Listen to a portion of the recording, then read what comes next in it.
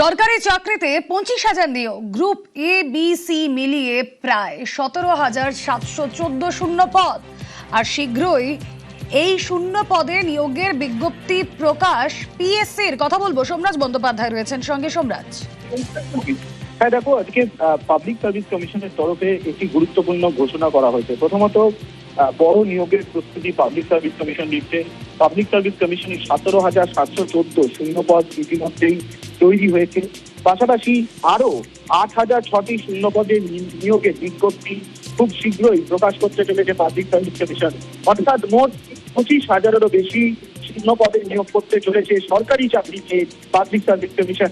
যার মধ্যে public service কমিশনের তরফে বিস্তারিতভাবে বলা হয়েছে যে গ্রুপ এ, গ্রুপ বি এবং গ্রুপ সি অর্থাৎ সরকারি চাকরির স্তরে যে 3টি পদ রয়েছে, এই 3টি পদেই কত শূন্য পদ রয়েছে তারও বিস্তারিত পরিসংখ্যান দেওয়া হয়েছে। গ্রুপ এ পদের জন্য 2,490টি পদ, গ্রুপ বি বা তার সমতুল্য পদের জন্য 2,848টি পদ এবং গ্রুপ সি বা ক্লারিক্যাল পদে 12,376টি শূন্য পদে নিয়োগ করার কথা পাবলিক সার্ভিস কমিশনের তরফে বলা হয়েছে।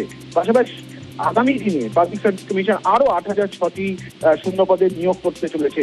সব মিলিয়ে প্রায় 25,000-এরও বেশি নিয়োগ প্রক্রিয়া করতে চলেছে পাবলিক সার্ভিস কমিশন সরকারি চাকরির ক্ষেত্রে, যা নিঃসন্দেহে গুরুত্বপূর্ণ। এবং কিছুক্ষণ আগে মুখ্যমন্ত্রী শুভেন্দু অধিকারীও জানিয়ে দিলেন যে আগামী দিনে বিজেপি সরকার স্বচ্ছতার সঙ্গে নিয়োগ করে দেখাবে। ওকে।